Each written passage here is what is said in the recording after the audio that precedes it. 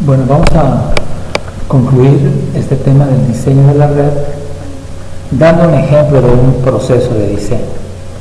O sea, cuáles son los pasos que debemos de llevar de una forma lógica para poder tomar las decisiones, hacer las evaluaciones, a llegarse a la información que requerimos a fin de que nuestro proceso de selección y la ejecución del proceso en sí esté bien sustentado. Nada más recordando que el diseño de la red es una actividad estratégica por el impacto que tiene tanto en la duración de la decisión, lo que debiera ser, como por lo que cuesta realizar esta instalación. Entonces, la importancia de planear de manera adecuada. Como podemos ver en esta época de globalización, pues es una actividad muy recurrente que se maneja por proyecto, ¿sí? O sea, se consideran los objetivos, se consideran las metas, se tiene un presupuesto, se tiene una fecha y se van realizando las diferentes etapas hasta el arranque. Entonces, particularmente en este proceso de diseño, este consta de 4 pasos y que esos pasos están ligados y son lógicos para que podamos cubrir los distintos requerimientos que este mismo proceso demanda. Entonces, un primer paso es definir la estrategia de la cadena de suministro. ¿Qué es lo que nos hace fuerte? ¿Qué es lo que nos particulariza? ¿Qué son a lo mejor nuestras debilidades y que tenemos que evaluarlas? Nuestro segundo paso, nuestra segunda etapa, es tomar decisiones ya sobre un área mucho más pequeña, ¿sí? Regionalmente, ¿cuáles son las alternativas que reunirán ciertas características que debemos de tomar en cuenta? Ciertos factores de los que ya hemos platicado. Una tercera etapa nos habla de ya una decisión sobre dónde tenemos esas ubicaciones, qué alternativas tenemos y qué tienen de bueno algunas con respecto a otras. Y una cuarta etapa en la que ya vamos a optar por aquella ubicación que reúne las características en lo general. Que el número redondo, digamos en este caso, la utilidad de la organización se maximiza, los costos se reducen y el ingreso se maximiza. Entonces, vamos a ver también así rápidamente las distintas etapas que están comprendidas dentro de cada fase.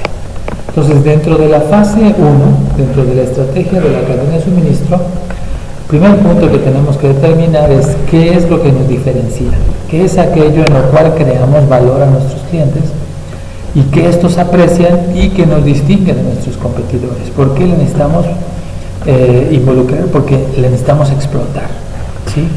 Todas las decisiones que vienen posteriores a esta tienen que sustentar y permitir que esta estrategia competitiva se cumpla, se mantenga y también ver cómo podemos mejorarla. Y ya que vemos qué es lo que nos distingue, qué es lo que nos caracteriza, otra de los pasos que tenemos que tener presente es qué es lo que nos limita, ¿sí? Ya sea como debilidad, ya sea como amenaza y ya sea como alguna política, algún factor de crecimiento que la organización tiene presente y que tenemos que respetar, que como tal nos limita. Y por último, ¿qué competidores de los que nosotros tenemos ubicados están en aquellas posibles localizaciones? Porque puede ser alguna señal. Si a ellos les está yendo bien, bueno, pues a nosotros también nos puede ir bien. Si alguno está cerrando, bueno, pues algo tiene lugar, que no necesariamente es malo, pero que a lo mejor la estrategia de implementación de nuestro competidor no fue la adecuada y le representó un fracaso. Entonces tenemos que aprender de ello, ¿no? Sobre todo el que han hecho nuestros iguales. Dentro de la segunda etapa de configuración regional, pues aquí sí vamos a evaluar características específicas de las distintas regiones posibles a las cuales nos podemos mover, ¿no? Digamos, la primera de ellas es qué existe actualmente en esa localización que pueda ser utilizado por mis procesos y por mi instalación que me permita tener ahorros, ¿sí? Encontrar economías de escala que nos pueden ayudar a la organización a ser más competitivos en esa cuestión de costo. Tenemos que tener presente y evaluar los factores políticos de los cuales ya platicamos, ¿no? Factores económicos y los factores de riesgo, la estabilidad en el país, la estabilidad del tipo de cambio, cómo está su balanza de pagos, cómo está, digamos, la estabilidad de su moneda, que nos pudiera resultar como algún factor que pudiera tanto decir vamos o pudiera decir, ¿sabes qué? Esto no lo podemos tener presente. Otro siguiente paso dentro de esta configuración regional es ver la cuestión sobre aranceles e impuestos, ¿sí? Qué tipo de, digamos, restricciones, tanto arancelarias como no arancelarias, cuestiones fiscales, podemos considerar como beneficio o perjuicio para nuestra decisión. Entonces es forma de tener presentes para evaluarlas. Y si otro proceso es, y nuestros competidores, quienes sí están aquí en esas regiones en las cuales ya he preseleccionado. Quien pudiera estar, por ejemplo, no sé, podríamos decir Querétaro, podríamos decir Guanajuato, ¿quiénes son los presentes que pudieran validar o pudieran restringir lo que es mi decisión? Debemos de tomar en cuenta cuestiones, digamos, cercanía del mercado, factores logísticos, ¿no? Digamos, en cuestiones de, oye, y me conviene de alguna manera ubicarme en esta posición. ¿Por qué? Porque, no sé, me permite estar más cercano. Un ejemplo bien claro. Ustedes, por ejemplo, conocemos lo que es nuestro país, ¿no? Y cualquiera que no lo conozca y lo vea en un mapa, pues pudiera decir, ¿sabes qué? No sé, digamos, la parte del oriente, ¿no? Pudiera decir, oye, pues mira, Puebla está muy cerca del puerto de Veracruz, pudiera ser una buena decisión. A lo mejor, dependiendo de lo que se trate, no tiene presente que en medio de estas dos poblaciones tenemos una sierra muy alta, y que se convierte como en una limitación geográfica, que quienes lo conocemos, pues es algo natural, ¿no? Entonces, este tipo de decisiones tenemos que tomarlos presente, porque a lo mejor podríamos decir, oye, pues mira, Esperanza, el pueblo de Esperanza, la caseta, bajando arriba de la sierra, ¿no? Dirigiéndose hacia Veracruz. Oye, pues se ve muy cerca, aquí podríamos tener un lugar, pero nadie sabe que tenemos ahí una sierra en la cual nos va a limitar un tiempo de respuesta que pudiéramos tener lógico.